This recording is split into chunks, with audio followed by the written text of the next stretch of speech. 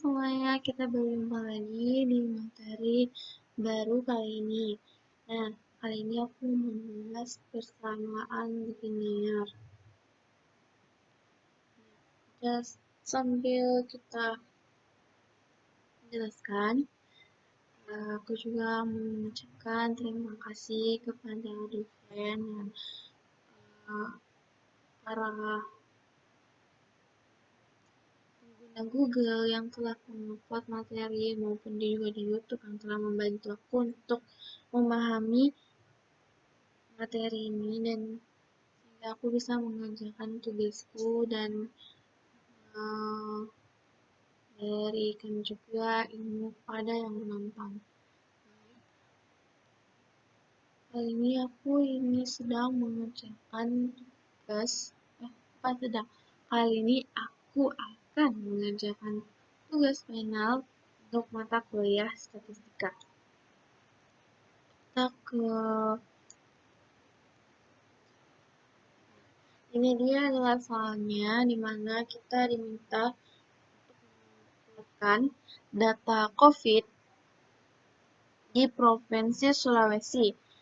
Dan tiap orangnya itu kami diberikan jatah tanggal masing-masing dan kebetulan aku dapat dari tanggal 1 sampai 15 Oktober. Nah, ini datanya aku udah siapin ya. Tinggal kita proses. Nah, berdasarkan soalnya untuk nomor A, B, setelah kita kumpulkan, soalnya itu adalah dengan asumsi data membentuk tren linear, buat garis tren jumlah positif menggunakan metode setengah rata-rata. Nah, tadi setengah rata-rata atau bisa kita bilang adalah semi rata-rata. Kita langsung saja ke materinya. Metode dengan membagi dua data jadi dua kelompok yang sama, kemudian sama banyak, kemudian rata-rata kelompok pertama dan kedua itu ditarik garis trennya. Itu merupakan pengertian dari metode semi rata-rata. Nah, di sini aku udah kumpulin data mulai dari dari tanggal 1 Oktober sampai tanggal 15 Oktober. Nah, untuk semi rata-rata itu sendiri ada ketentuannya. Jikalau banyak data yang pada tabel itu berjumlah genap, itu berarti saat kita membagi dua data tersebut, nilainya tuh sama dan tidak ada yang tersisa. Sedangkan, bisa dibilang juga sih bukan tidak ada nilai tengah yang ganjil gitu. Sedangkan kalau ganjil kan saat kita membagi dua suatu data pada banyaknya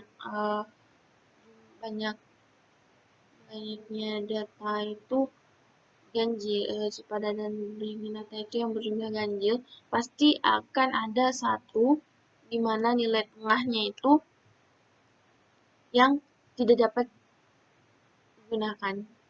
Kita tidak, jadi ceritanya itu saat ada tabel atau data berjumlah ganjil, pada nilai tengahnya itu kita tidak menggunakannya. Nah, juga walaupun kita tidak menggunakannya, tapi kita bisa membagi dua data tersebut. Jadi ceritanya data tengah itu kita bagi ke kelompok yang di atas maupun yang ke kelompok yang di bawah. Tapi tetap hitungan dalam satu data. Karena yang seperti kita tahu tadi jumlahnya itu sudah pasti data saya ganjil karena 15, maka itu saya sudah bertanda karena 15 kita bagi 2 itu dapatnya 7, 14 dan ada 1 dan kita itu nggak 1 sampai 7. Di sini angka 8 adalah nilai tengahnya. Di sini saya beri tanda warna kuning ya. Ini data tengah, jadi jumlahnya yang di atas dengan jumlah yang di bawah itu sama-sama 7. Cuman nanti akan tetap terpakai maksudnya ini, tapi untuk sementara kita fokus ke data di atas dan data di bawah di luar yang warna kuning di tengah ini. Kita lanjut ke semi total. Kolom semi total. Semi total itu berarti kita diminta untuk menjumlahkan banyaknya data pada kolom C setiap kelompoknya. Jadi kita menjumlahnya itu setiap kelompok ya, bukan dijumlah sekaligus. Ini saya pakai perintah. Nah, totalnya itu ada 506. Yang di bawah juga seperti itu.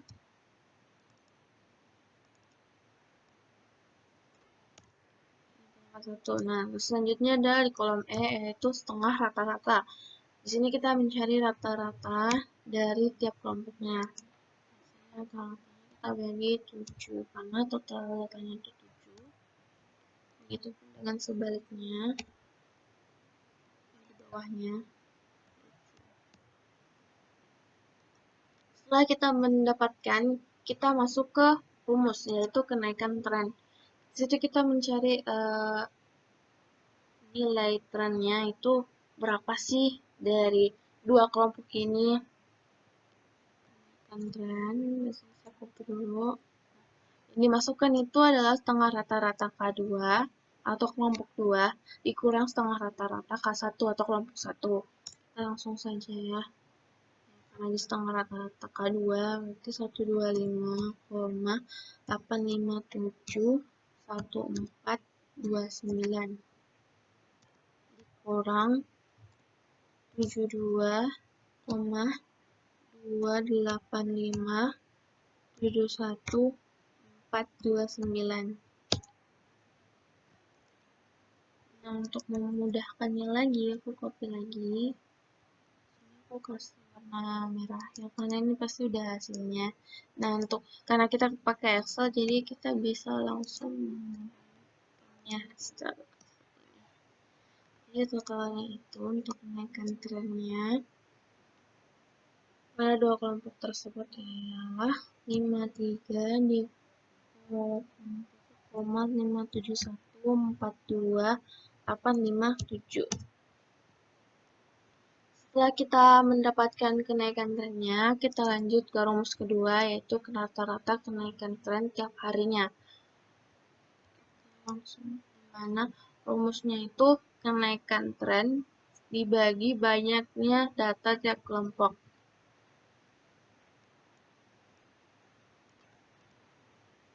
Di sini saya mau copy langsung aja ya, nggak capek-capek nih, dan meminimalisir waktu kita. Ini udah saya masukin nilai trennya dibagi dengan banyaknya data tiap kelompok. Nah, kan tadi saya sudah bilang bahwa data pada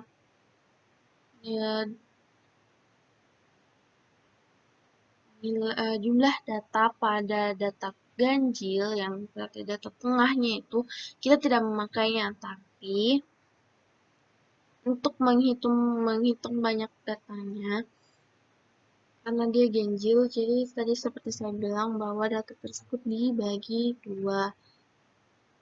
Jadi masuk di atas, masuk di bawah juga. Bedanya itu hanya tidak memakai jumlah positifnya. Jadi kita tidak memakai nilai pada kolom C-nya. Kita hanya mengambil bahwa data yang nomor 8 itu, nomor 8 itu masuk di kelompok 1 dan masuk di kelompok 2. Jadi dia kalau bahasanya netral karena dia terbagi menjadi 2. Dia nggak bersifatnya pilih salah satu lah. Jadi karena tadi dia 7 ditambah 1 nomor 8 karena tadi kita bagi 2. Jadi totalnya 8. Ya kan kita bisa langsung ke sini. Mohon maaf ya semuanya kalau misalnya suaranya kurang jelas atau gimana. Soalnya di sini lagi hujan dan aku udah berusaha dekatin suaraku ke speaker. Nah, kita sudah dapat hasilnya itu 6,696428571. Jadi kenaikan trennya per hari itu 6,696428571. Selanjutnya, untuk kita memasukkan ke tabel nilai tren itu.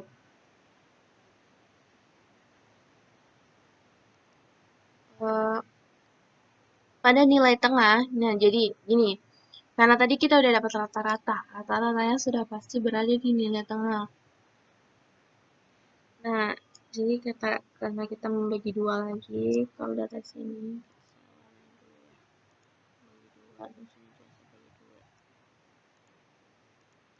nilai tengah pada tiap kelompok itu menghasilkan nilai 1. Nilai 1 atau nilai itu sendiri berdasarkan dari nilai rata-rata. Jadi aku copy ini. Kenapa? Nanti kalian akan tahu hasilnya saat sedang memprosesnya. Ya. Lanjut, kita copy dulu ya ini biar memudahkan. Nah, untuk yang di bawahnya itu bersifat positif, sedangkan yang di bawahnya itu bersifat negatif. Maksudnya di bawahnya ke bawah itu dia ditambah, sedangkan yang ke atas itu dikurangkan. Kita dari yang di atas ini drag ke atas, ditambah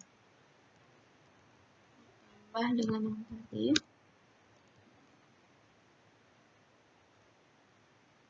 Kita langsung ke bawah, karena pasti bakalan sama hasilnya.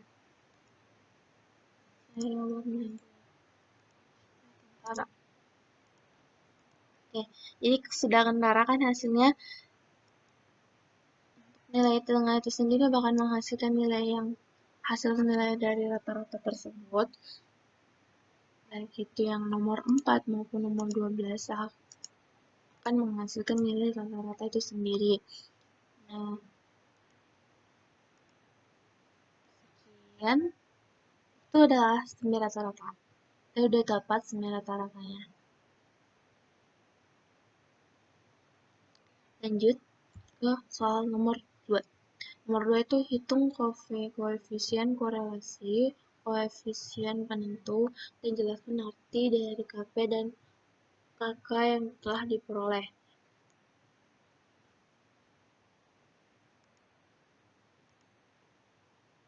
Lanjut ke koefisien korelasi.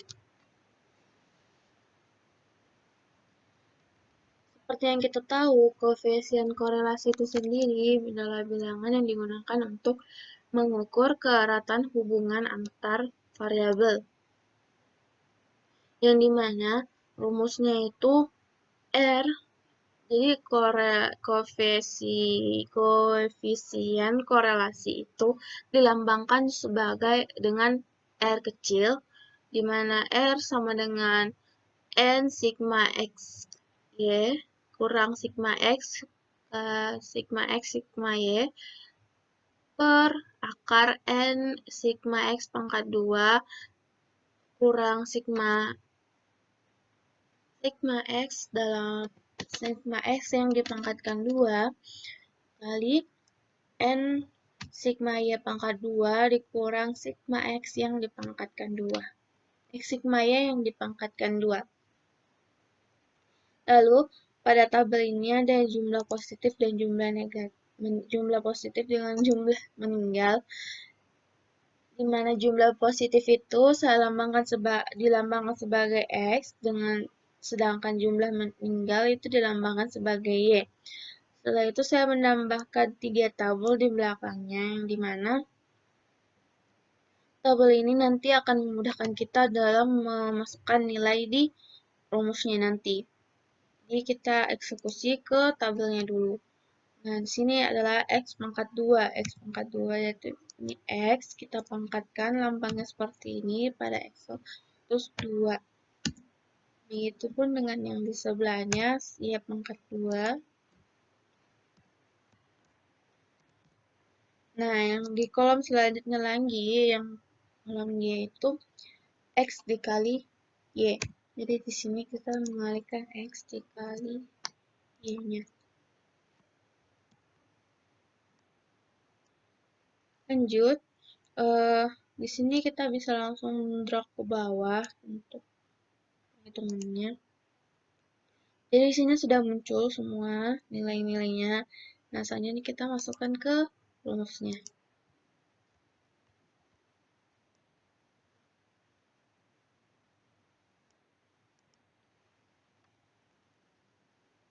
Di sini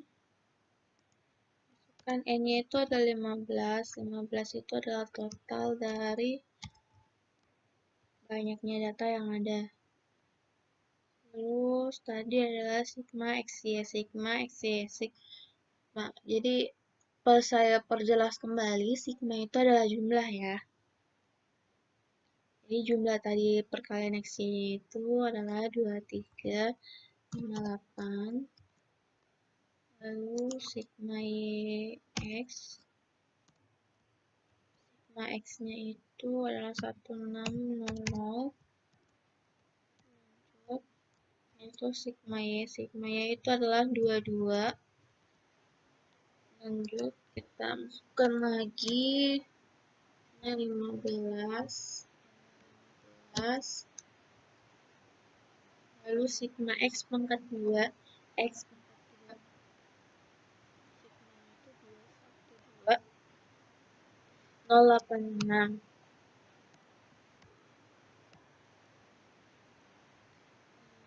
Di sini kita masukkan nilai sigma X itu tadi 1,0.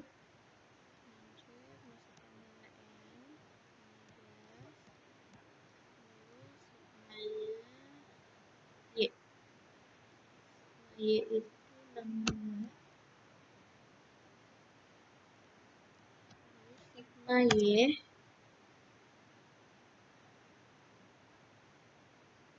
22.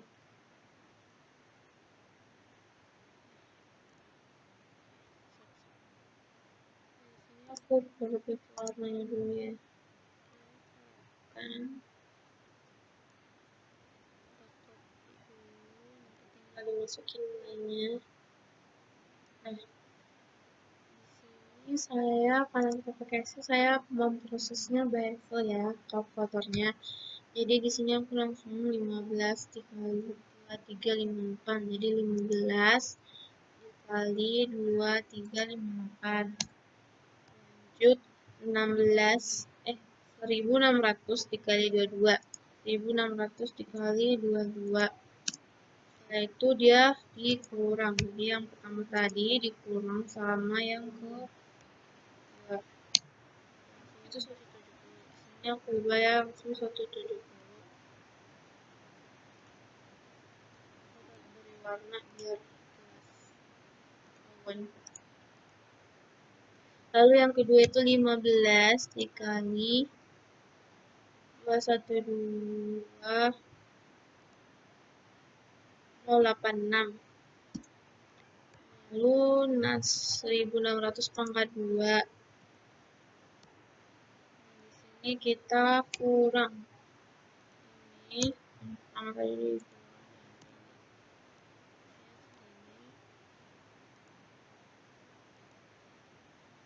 hasilnya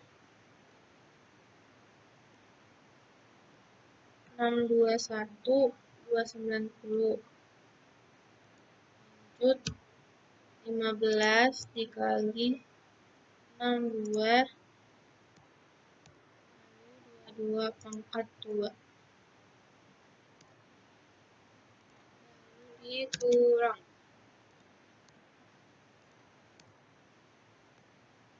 446.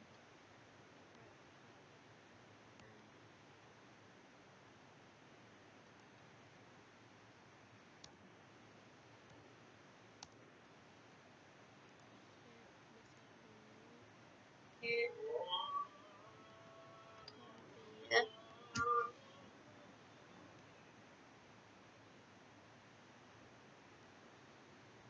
Oke, kemudian nah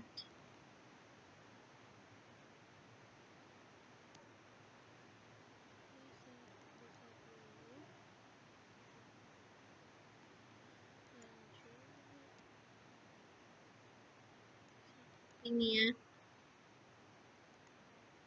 biar nggak terlalu banyak space.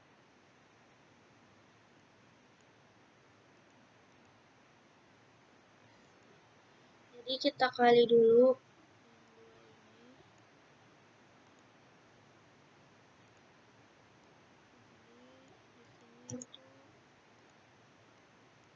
kita kalikan ini ya, ini dikali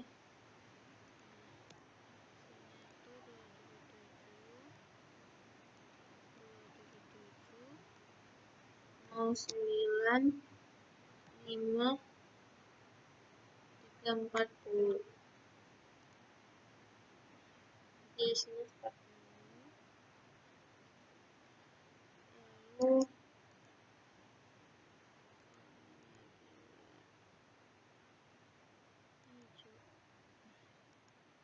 selanjutnya kita akarkan dia. Jadi kalau akar di Excel itu ASCII ini seperti ini. Kita udah dapat akarnya, jangan lupa di copy.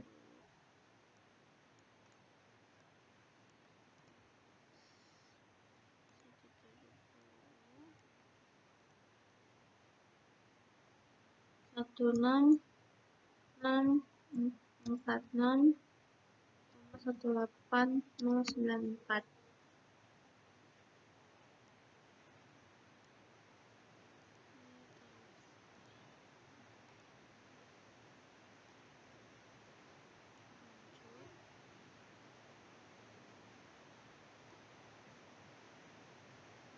Nah, kita langsung bagi. Ini hasil baginya itu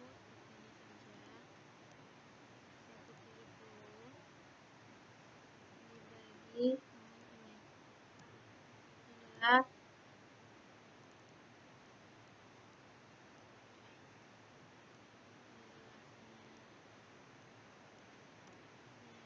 170 dibagi adalah 0,012553.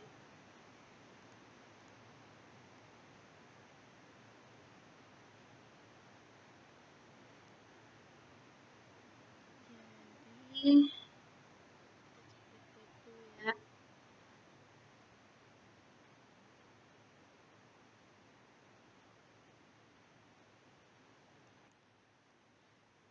Nah, sudah tak cek dan sudah cocok.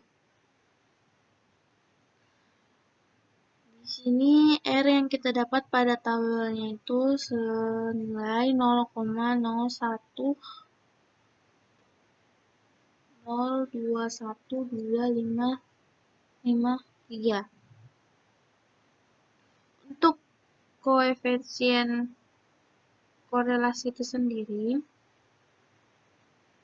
dia mempunyai batas patokan yang dimana patokannya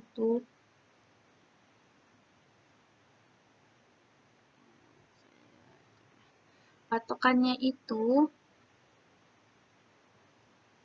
dimana jika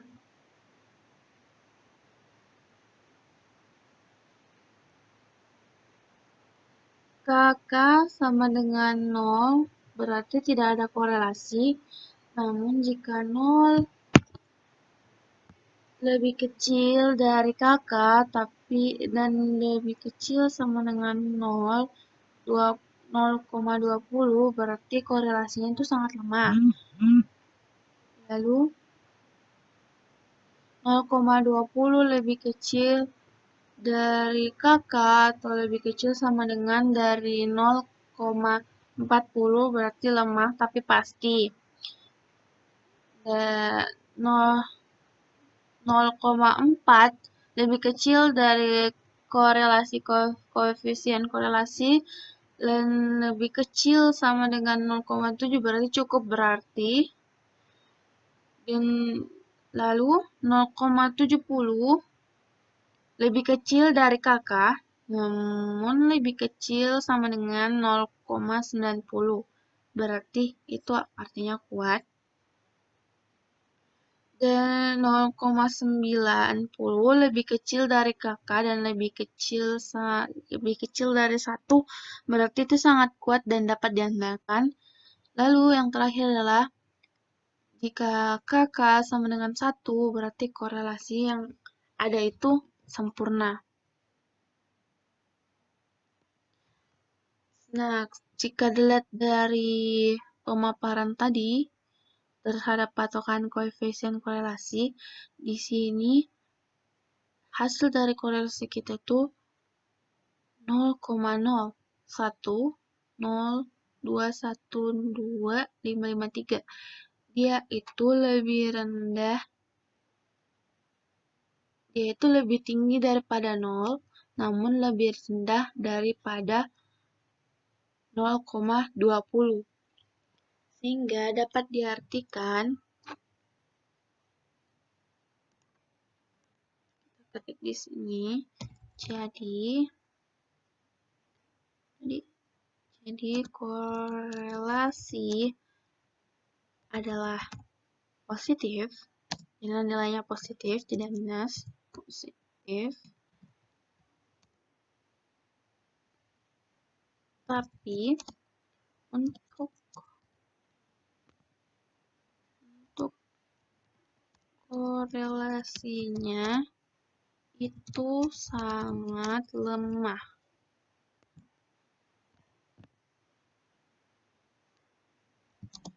Yang artinya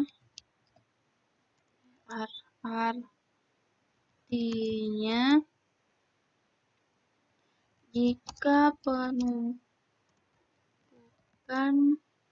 bertambah, maka jika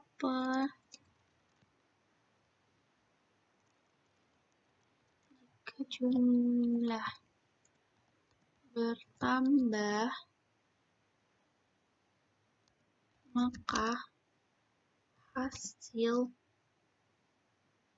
yang akan diterima tidak dapat dipastikan untuk terjadi kenaikan. Oke, misal lagi.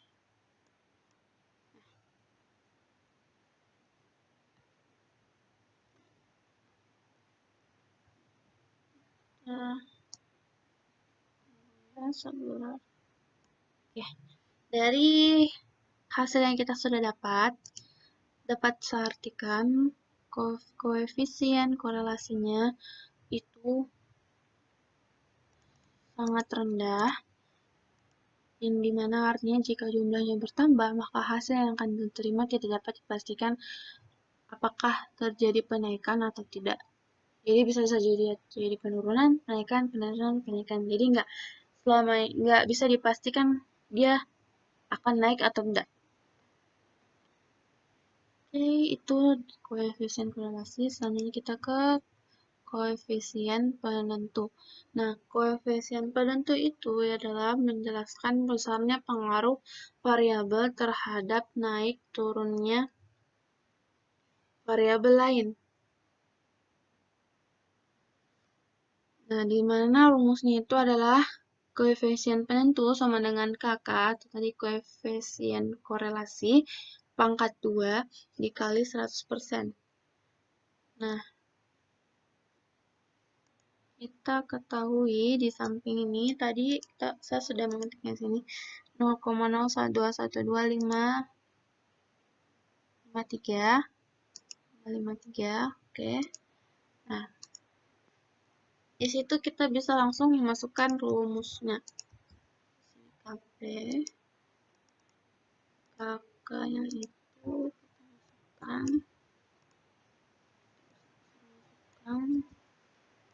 untuk menghitungnya itu kita hitung manual ya.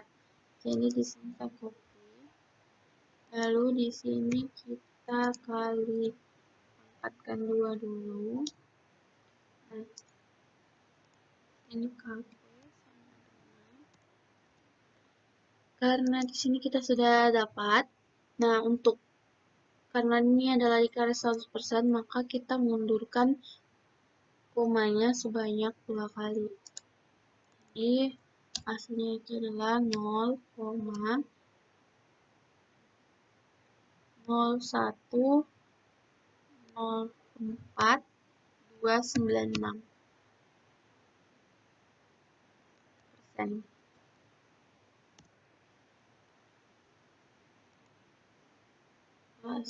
Kita cek kembali dulu ya.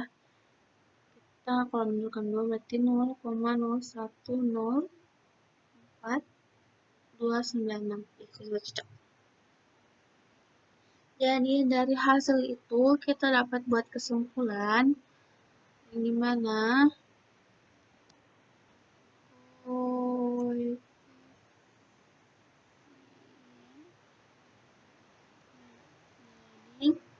pengaruh di sini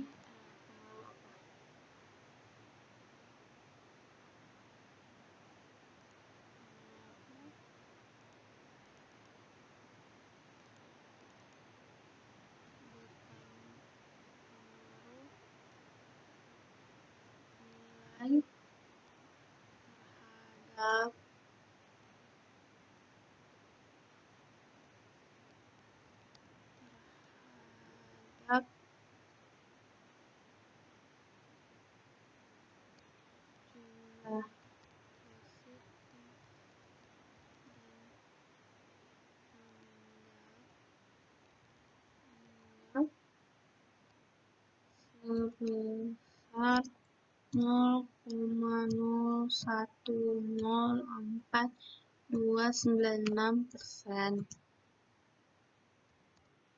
Selebihnya kita coba kurangkan dulu ya. Jadi dari sini kita pakai rumus di sini aja. Jadi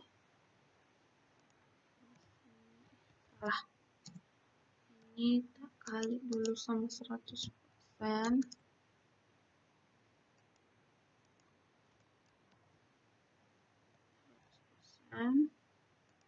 Ini nggak ada sih, 0,0104,296.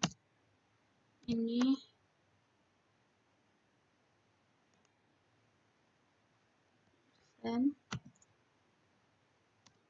kurang 100.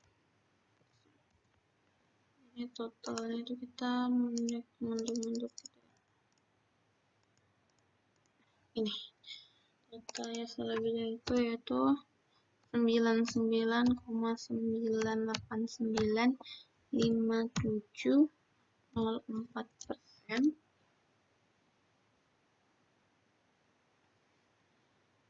Itu berasal dari faktor lain seperti sembuh.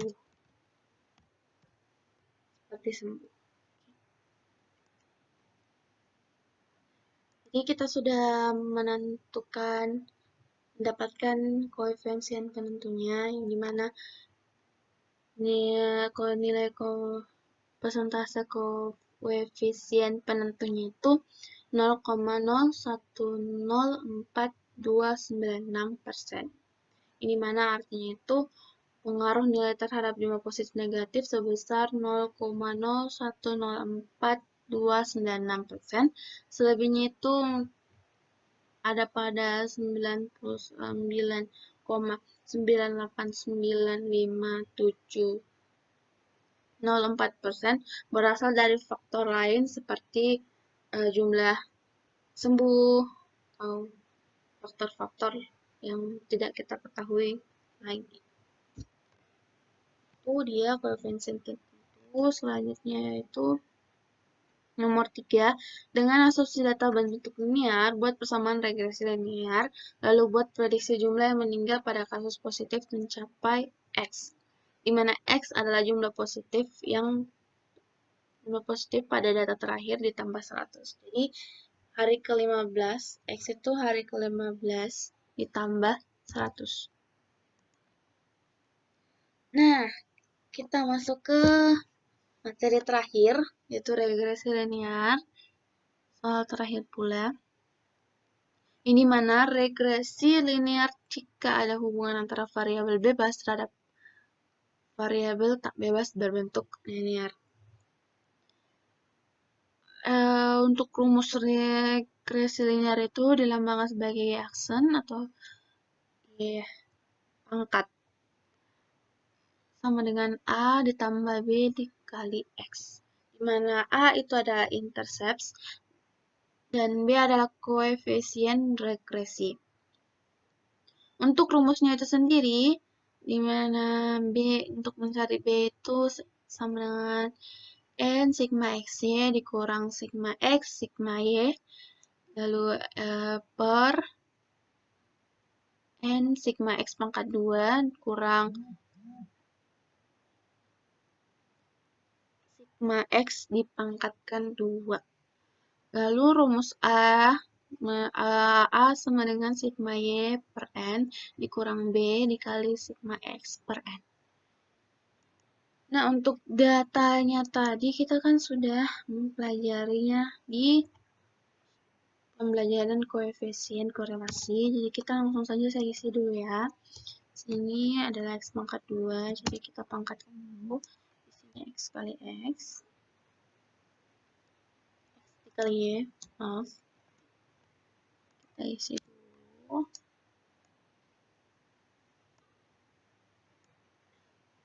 Sudah ada isinya. Lanjut kita mencari nilai B. Langsung masukkan saja nilainya. Tahu N itu adalah 15. Sigma X-nya adalah 2358.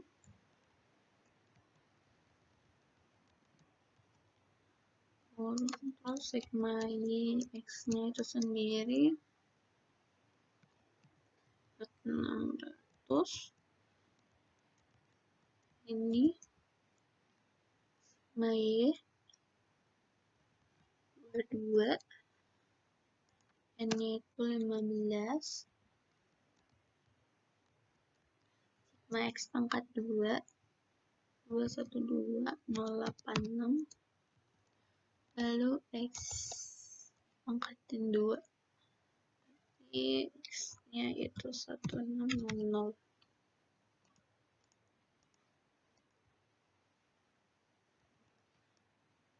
Kita langsung saja saya atur dulu warnanya ya. Warnanya ada kurangnya. Nah, lanjut. Di sini kita bisa langsung proses dulu ya. Kita proses seperti yang tadi. 15 dikali 23 itu sigma X ya.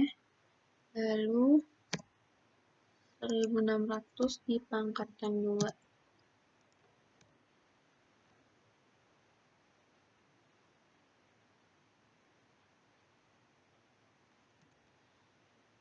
Salah, dikali 2. Maaf, dikali 22. Saja saya agak bingung lihatnya. Oke, sudah dapat 170. Selanjutnya kita berulang. Selanjutnya itu 15 dikali 212. Terus ini 6 angkatkan 2. Nah itu ini dikurang ini. Awalnya dulu. Jadi hasilnya itu 6212 6212 90. Lanjut sama dengan, kita langsung bagi saja ya. Ini dibagi 62.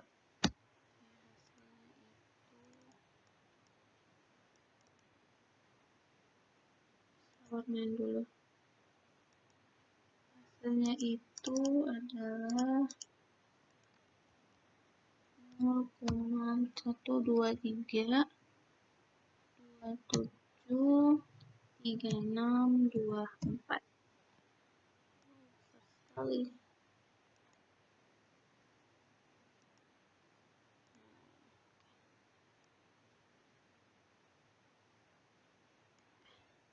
Ini adalah hasil dari B-nya. Selanjutnya kita cari A. Maaf, nggak pencet. A-nya itu sigma Y. Sigma Y-nya itu adalah 22. Di sini 15. B-nya itu kita ambil 60.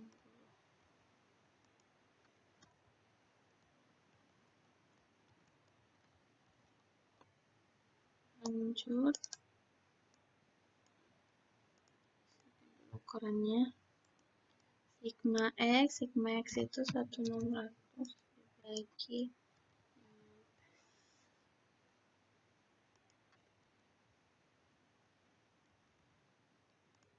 Lanjut, kita proses di bawahnya lagi. Ini kita bisa dapat hasilnya ya. Ini dibagi 15. Warnain dulu.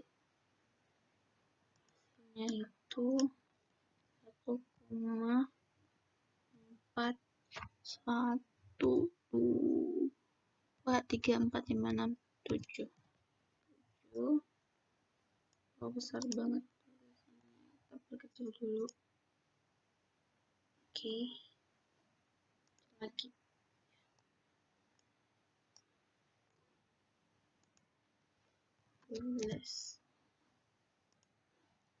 Selanjutnya 1600 dibagi 15. Hasilnya 106,1234567.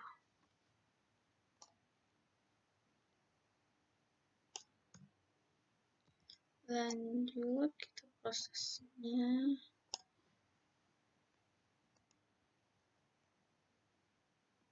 Nah, kita bisa lanjut prosesnya itu. Kita selesaikan dulu ini dikali 106.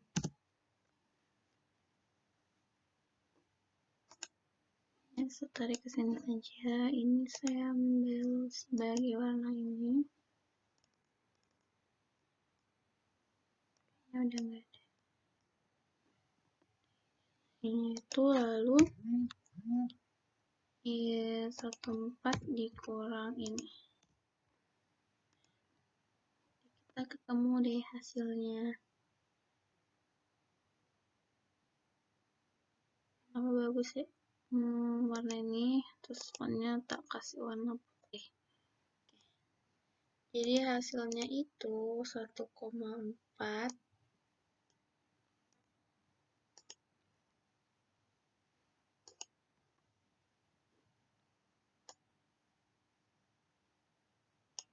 1,437480082. 1,434,437,482. Oke. Jadi kita udah dapat nilai A dengan nilai B-nya. Selanjutnya kita substitusi ke rumus regresinya. Kita copy dulu nilainya.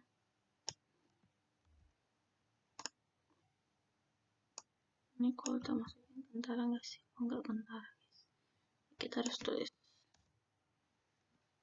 1,4 37 4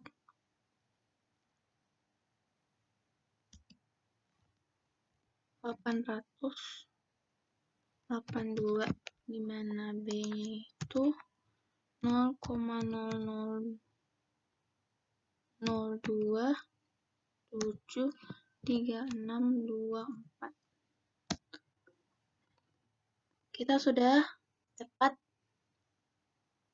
Saya pindahkan ini ke sini saja ya, supaya nggak terlalu ke bawah.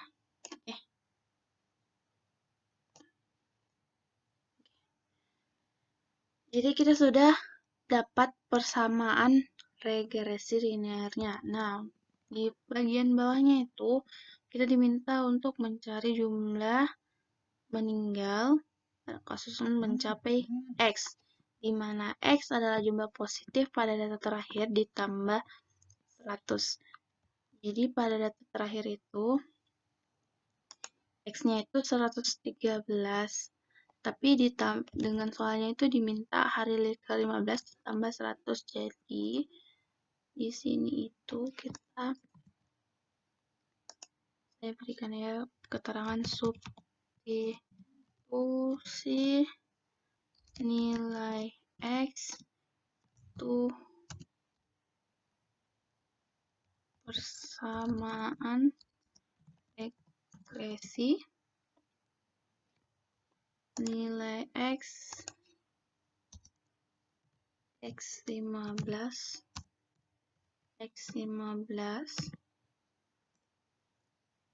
ditambah 100 untuk persamaan.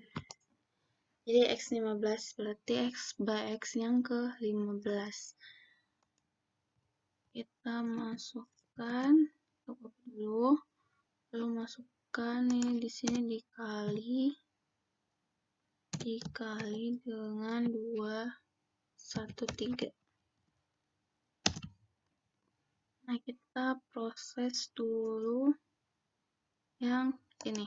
Oke, yang ini kita kalikan dengan 213.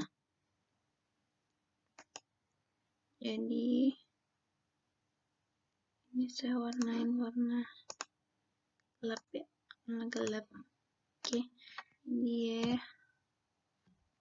Oke, jadi di sini ini totalnya itu adalah 0,058281962. Oke, terus kita tambah deh ini, tambah dengan ini, dapatnya pada warna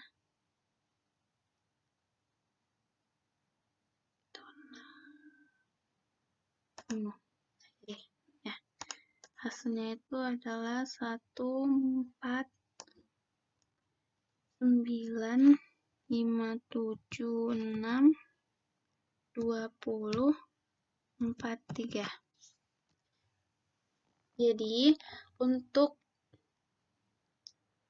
kita sudah dapat 5 nilai Y-nya.